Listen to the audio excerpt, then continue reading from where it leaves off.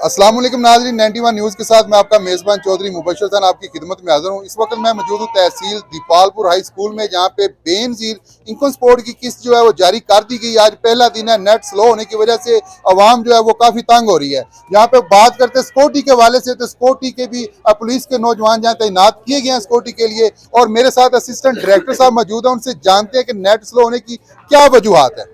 अस्सलाम वालेकुम सर। जी भाई इस्लाम। क्या हाल है सर? जी अल्लाह का शुक्र। सर आपका नाम क्या है?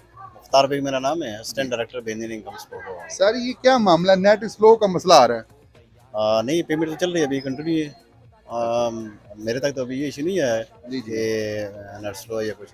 हमारी 22 डिवाइसेज हैं, अभी 19 उसमें से चल रही हैं, जी जी। पेमेंट हो रही है। अच्छा, यहाँ पे अगर कोई कटौती करता है तो उसके लिए क्या आपने लाएमल बनाया? बीबीओ की चेकिंग हो रही है, किसी से कटौती तो नहीं हो रही? जी जी, जब वो वापस आते हैं गेट पे भी हम उनको चेक करते हैं, रसीद भी चेक करते हैं, अंदर विजिट करते हैं, और आपने खुद देखा भी होगा हर कमरे जी में जी जाके जी आप जी विजिट कर रहे हैं। और अगर कोई शिकायत आती है तो हमारा अपना प्रोसीजर है बेनियर इनकम सपोर्ट का, वो रिटर्न भी है, फिर उस पर एफआईआर तक भी जाते हैं। जी। तो जी अभी तक कोई शिकायत नहीं आई, और अगर सामने आएगी तो ज़रूर उसको फॉलो करेंगे हम। जी बिल्कुल, आपने असिस्टेंट डायरेक्टर की ज़बानी सुना पर, जहाँ पे जो सिक्योरिटी के इंतजाम भी सख्त किए गए और चेकिंग के इंतजाम भी वो भी सख्त किए गए हैं। बाहर से बीबीआर उसको टोकन मिल रहा है, वापसी पे भी उसके पैसे और टोकन चेक किए जा रहे हैं कि किसी से कटौती तो नहीं की जा रही।